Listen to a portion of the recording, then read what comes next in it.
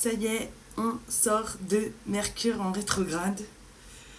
Alléluia, ça y est, c'est la fin. Donc, puisque c'est la fin de Mercure en rétrograde, ça veut dire que tout va commencer à repartir. Bon, ça va repartir pas trop vite non plus. Donc, les énergéticiens, un peu comme moi, on va plutôt cibler vers... Les choses vont repartir vraiment à la normale vers le 15 septembre, d'accord? Donc, c'est pendant cet été que tu as commencé à mettre tes projets en place. C'est pendant cet été que tu as remis les choses à plat. En ce moment, qu'est-ce qui se passe dans les énergies? Je te rappelle que 2024 est l'année du karma. Donc, nous sommes tous en train d'épurer énormément les karmas, d'accord? Donc, c'est pour ça que ça a été très, très, très lourd. Hein. On avait annoncé que 2024 serait une super année. Oui, alors à la fois, c'est bien sûr, parce que il faut en finir avec les karmas, il faut en finir avec les relations toxiques, il faut en finir avec tout ce qui n'est plus toi, d'accord? Qu'est-ce qui n'est plus toi? Eh bien, ce qui n'est plus toi, c'est que, en fait, quand on est, N-A-I-T, quand nous venons au monde, tout ce que tu sais, tout ce que tu as fait, c'est tout ce qu'on t'a appris. D'accord? Mais tout ce qu'on t'a appris ne vient pas forcément de toi et ne te correspond pas forcément. D'accord?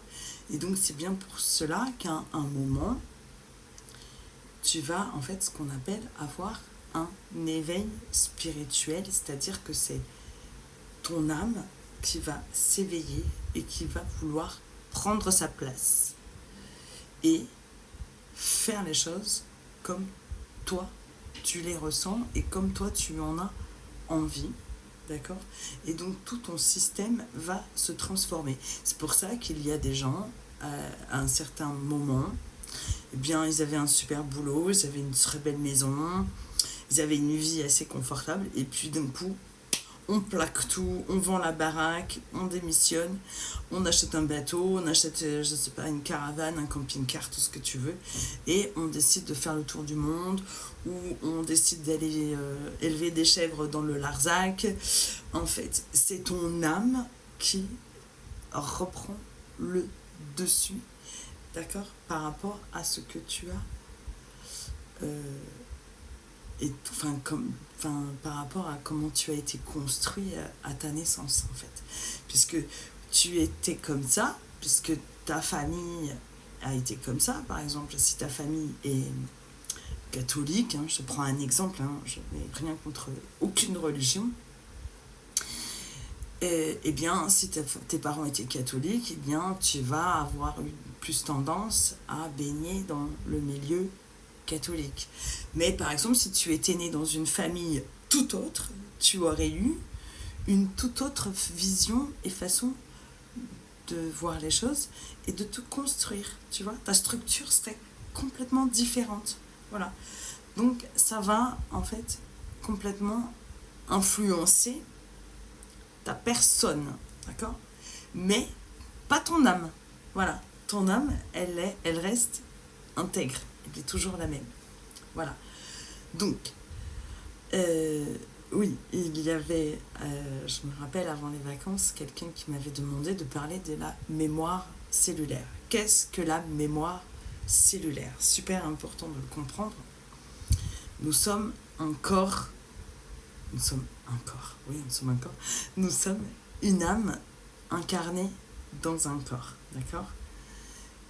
Donc, ça veut dire que notre âme, l'âme ne meurt jamais, d'accord? Donc, on s'incarne, on revient, on meurt, on renaît, voilà, etc., etc. Sauf que ton âme, elle va garder en mémoire tout ce qu'elle a vécu dans les vies antérieures, y compris les maladies, les traumatismes, les blessures d'âme, les blessures de guerre, etc. etc. Et ça marche aussi pour les tatouages, d'accord? Tous les tatouages que tu vas te faire là, dans cette vie-là, partiront avec toi, avec ton âme, d'accord? Donc il faut faire attention aux tatouages que tu fais, d'accord? Voilà, parce que ça va rester gravé dans ton ADN, voilà. Plein de choses comme ça. Donc, ce qui se passe, en fait, quand on fait un travail énergétique, c'est que nous allons faire une déprogrammation, voilà, pour que ton corps ne porte plus les mémoires de tes vies antérieures. Voilà. Ce qui, en fait, pour moi, est assez facile, puisque moi, en tant qu'énergéticienne, je travaille sur la ligne de temporalité. Voilà, je fais des sauts quantiques. Et donc, puisque j'arrive à aller sur la ligne de temporalité qui n'est pas du tout dans la 3e dimension, d'accord? Et moi, je suis plutôt dans la 4e dimension. 5e dimension, c'est l'univers. Moi, je suis plutôt... 4e dimension, c'est entre les deux. Et bien, quand tu es sur la ligne de temporalité, donc c'est pour ça que dans mes guidances, quand je fais les soins et les thérapies, j'arrive à couper. Donc j'arrive aussi bien à aller dans le passé, le présent et le futur. En fait, pour moi, c'est la même chose, en fait. Je sais pas si tu me suis, mais en tout cas, c'est comme ça que je fonctionne.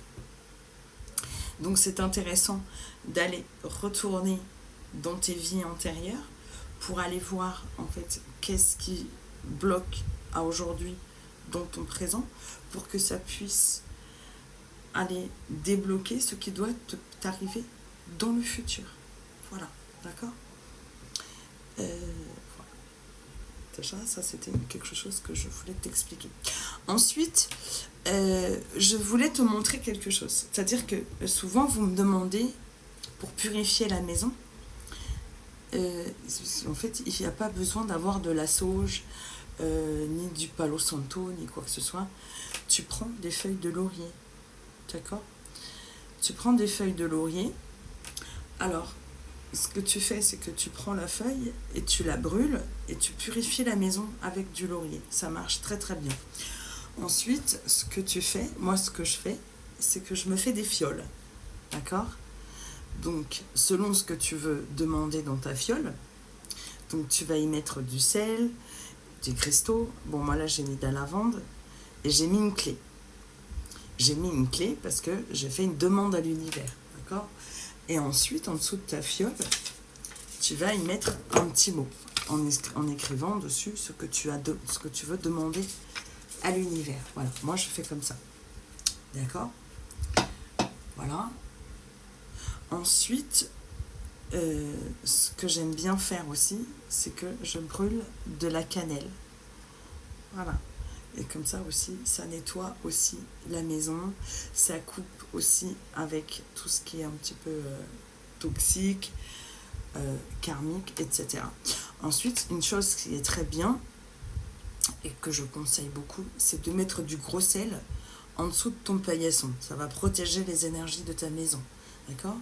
Les clous de girofle, tu peux très bien mettre dans l'entrée de ta maison une petite coupelle avec du gros sel. Tu peux mettre des feuilles de laurier et tu mets des clous de girofle. Le clou de girofle, c'est extraordinaire. Voilà, moi j'en ai un petit peu partout, comme ça. J'en ai là sur mon bureau, je mets des petits sachets avec des clous de girofle, j'en ai mis sur la porte d'entrée. Et en plus, le clou de girofle, ça va faire travailler énormément l'abondance. Voilà. Ok, la cannelle aussi, c'est extraordinaire pour ça. Voilà, petit conseil que je pouvais te donner. Donc surtout, si tu as besoin d'un rendez-vous avec moi, tu n'hésites pas. J'ai mon lien qui s'affiche un petit peu partout. Et puis, il y a mon numéro de téléphone. Voilà.